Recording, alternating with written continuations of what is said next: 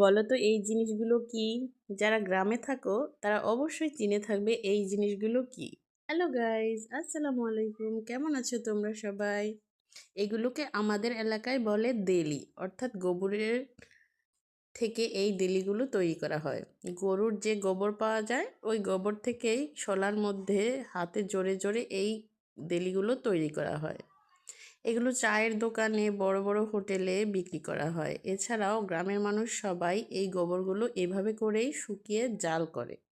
মাটির চুলায় রান্না করার জন্য এই দেলিগুলো খুবই উত্তম আর পারফেক্ট। গ্রামে যেহেতু থাকি, আমাদের গ্রামে প্রায় সবার বাড়িতেই এই দেলিগুলো থাকে। অর্থাৎ যাদের বাড়িতে গরু আছে তাদের সবার বাড়িতেই এরকমভাবে দেলি বানিয়ে শুকিয়ে ওইগুলো দিয়েই রান্না করা হয়। এই দেলিগুলো কোন কোন অঞ্চলে পাওয়া যায় কমেন্টসে জানিও। আজকের আমার এই ছোট্ট ভিডিওটা তোমাদের কার কার কাছে কেমন লাগলো শেয়ার করে যেও। আজকের ভিডিও এই পর্যন্তই, দেখা হচ্ছে নেক্সট ভিডিওতে। Thanks for watching my video. আল্লাহ হাফেজ।